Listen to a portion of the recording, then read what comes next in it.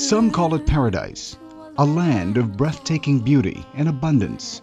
But neither lush forests nor pristine nature can hide the stark contrast that exists in the Philippines.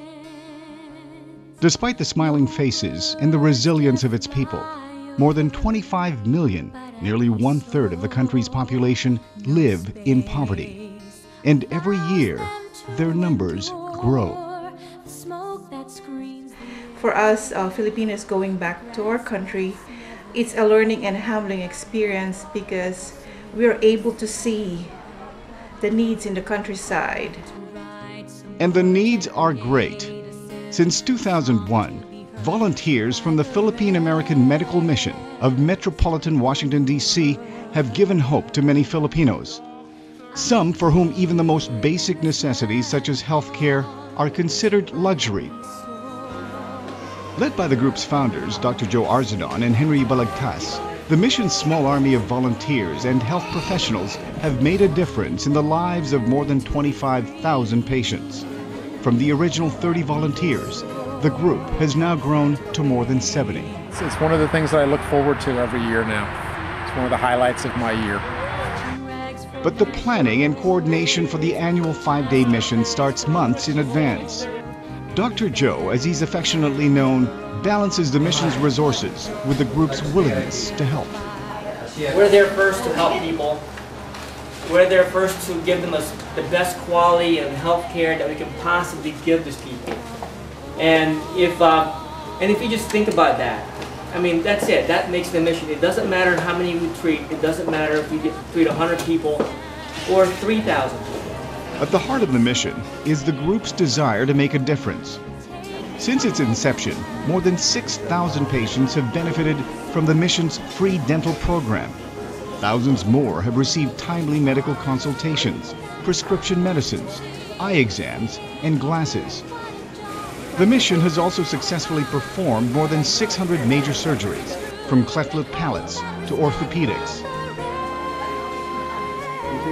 The mother of an infant child who suffered from deformities to his lower limbs says she no longer fears her child will be ridiculed for the rest of his life. Mission volunteer Dr. Tony Aram says John will be able to live a normal and productive life. But to make a difference in people's lives, the mission often goes one step further, providing equipment and education to underfunded and understaffed government hospitals. For example, this hospital is a provincial hospital. That means it's the biggest hospital in the province of Carla. Yet they lack proper lighting. They don't have. We brought our own anesthesia machines. Thanks to some timely donations, the 2007 Mission of Mercy was able to bring equipment and about 50 large boxes of badly needed medical supplies.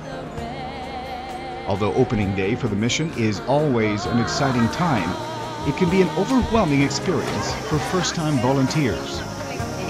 You don't know what to expect. And when we finally drove up to this clinic and I just saw the people wrapped around, I sunk because I thought, I can't possibly see all these people. It was huge. Afterwards, it felt great.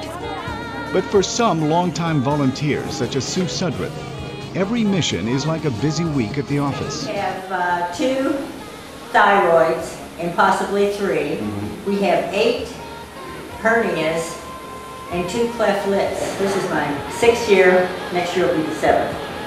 And you still enjoy it as much as you did the first? Oh yes, Why? It's just helping people. But the mission can't operate on enthusiasm alone. You know, we have patients that always need us, and it's not even enough. We stay there for a week, and up to the last day, we have a long line. Just getting a bottle of vitamins, how big of a difference that makes to a baby, really, because they can't afford it. You think you've made a difference this year, Len? Honestly, I think I've made more of a difference in my life. And really, these people give me back more than anything I can give to them. Dr. Paul Harris, a veteran of 5 missions, says people don't have to go to the Philippines to make a difference. But we need the support, we need the money, we need the supplies, and that's the way they can help out and really feel that they're doing a service to humanity. Whether you give a lot or give a little, 100% of your donation goes directly to the people who need it most. Because for Dr. Joe and the volunteers of the Philippine American Medical Mission of Washington, D.C., there is no greater reward than the appreciation written on the faces of the people they help. Like what the Lord said, whatever you do to the least of my brethren, you do it for me. And I always believe in that. I mean, I see those kids as my kids, you know. If my kids were in the same position, I pray to God that someone's helping them too. Planning for next year's Mission of Mercy to the town of Guagua in the province of Pampanga has already started. With your help, Dr. Joe and the mission's dedicated volunteers can make a difference.